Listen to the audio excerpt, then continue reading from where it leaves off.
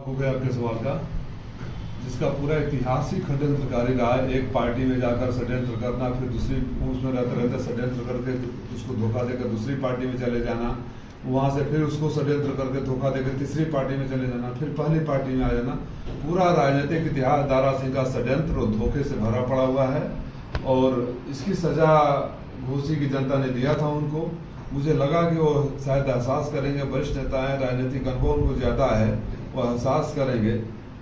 लेकिन अगर उनको एहसास नहीं है तो जिस तरह उनको विजयी बनाई थी एक विधानसभा में, पांचों विधानसभा का मिनिमम अगर उतना भी होगा तो 2 लाख से ज़्यादा से ओम प्रकाश राजभर के पुत्र हारेंगे।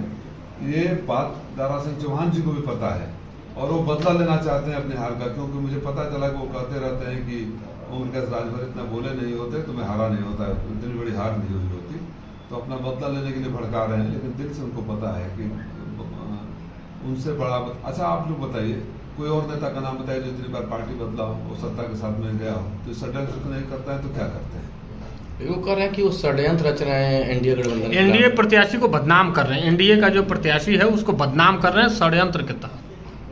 मैंने बोला ना, षड्यंत्रकारी को सिर्फ षड्यंत्र दिखेगा। माँ बहन की गाली राजीव राय ने वो भी बता दें, उनके तरह निरहुआ की तरह के AI का कमाल है, आर्टिफिशियल इंटेलिजेंस कमाल है, जो माँ बहन की गालियाँ दे रहे हैं, सड़कों को जूते दौड़ा कर मारने कर रहे हैं।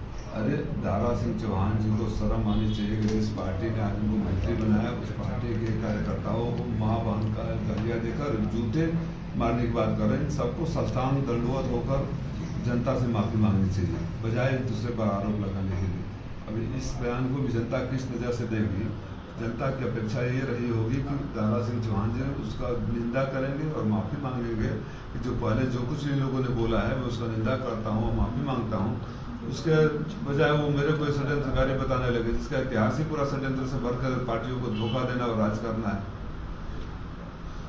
क्या लगता है कि दारा सिंह चौहान जिस तरीके से आपके खिलाफ प्रचार कर रहे हैं, बात दे रहे हैं, प्रभावकारी होंगे, मंत्री हैं? देखिए, मैं तो जब हमारी पार्टी में थे तो उनके साथ रहकर प्रचार किया, मजबूती से प्रचार किया। मैं पार्टी का आदमी हूँ, मैं कहीं छोड़ के गया नहीं। और ऐसे लोग जितना मेरे खिलाफ प्रचार करेंगे उतना ही मेरा वोट बढ़ेगा। जो जनता से नकारे जा चुके हैं, खारिज किया जा चुके हैं, उनका मेरे खिलाफ प्रचार का क्या मतलब होता है? आदरणीय दारा सिंह चौहान जी आप वरिष्ठ नेता हैं, अपनी मैं 14 में चुनाव हारा और सबक लिया कि मुझे जनता के बीच नहीं जाना है और पार्टी नहीं छोड़ी, क्षेत्र नहीं छोड़ना है। आप अपने हार से सबक लीजिए और इस तरह के बेतुके बयानों पर आप देने के लिए ओम प्रकाश राजभर ही काफ़ी हैं। आप तो शालीनता के लिए जाने जाते थे, क्यों इस तरह का? आपको भी बीमारी लग गई क्या ओम प्रकाश राजभर की? इस समय चारों तरफ आगजनी हो रहे हैं, दमकल गाड़ियाँ समय से नहीं पहुँच पा रही, क्या लग रहा है, क्या कमी? ये शासन का और प्रशासन का खोखलापन है। ये झूठी बातें जो करते हैं, बताइए जहाँ हम लोग हैं आज के पूर्वांचल के खास तौर से बोलूँ, यहाँ के किसान बड़े छोटे हैं, 1-1, 2-2, 4-4, 5 बीघा काश्तकार है, कितनी मेहनत से फसल खड़ी करते हैं और बिजली विभाग जहाँ भी आग लगा बिजली विभाग की कमियों की वजह से लगा। मैं मांग करता हूँ कि जहाँ भी आग लग रही है बिजली विभाग के मेंटेनेंस न होने से, जर्जर तारों से, स्पार्किंग करते हुए से या ट्रांसफार्मर से, वहाँ के विद्युत कर्मचारियों पर तत्काल मुकदमा होना चाहिए, आपराधिक मुकदमा दर्ज होना चाहिए और दोषियों को सजा देना चाहिए और ऑन द स्पॉट। क्योंकि एक उम्मीद होती है किसानों की, जो फसल होती है, शादियों का सीजन है, किसी ने तय कर रखा होगा कि हम बेचकर शादी करेंगे, किसी को अपनी जिम्मेदारी होती है, भाई किसानों को मंथली तो मिलता नहीं है, तत्काल उनको राहत सामग्री 24 घंटे या 48 घंटे के अंदर जो भी राहत का उनका मुआवजा है तत्काल मुआवजा देना चाहिए।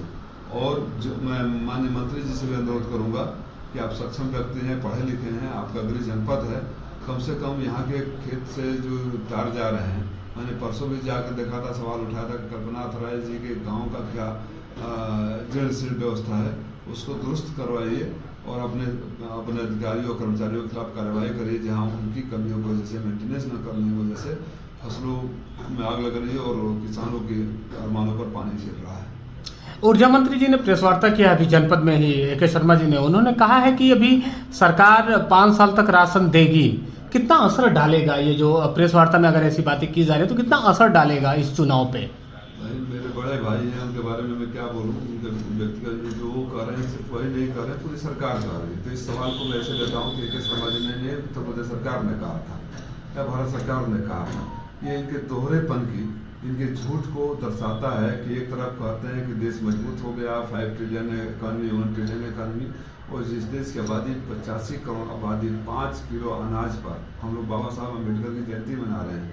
बाबा साहब ने भी नहीं सोचा होगा कि 77 साल बाद तक और इनके शासन के 10 साल बाद तक और 6 साल अटल बिहारी वाजपेयी का भी रहा है, मान लीजिए सारे बातों को आप सबको खारिज करते हैं, उनको मान भी दिया जाए, तो आपके शासन में देश की 85 करोड़ आबादी 5 किलो राशन पर, और राशन कितना 30-35 रुपये का, क्योंकि 2 रुपये के जी राशन तो कांग्रेस के जमाने से मिलता आ रहा है। उस पर साहब का फोटो कितने का है और गैस का सिलेंडर कितने का कर दिया आपने।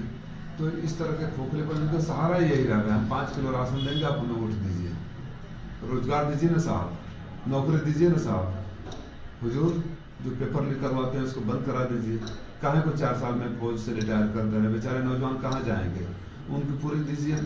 और आप लोग 5 साल में सांसद विधायक मंत्रियों की पूरी ज़िंदगी में पेंशन लेते हैं, जो सरकारी कर्मचारी पूरी ज़िंदगी देकर आते हैं उनको 1000-2000 रुपये छोड़ देते हैं, उनको पेंशन दीजिए, या तो आप लोग कहिए कि कोई पेंशन नहीं है।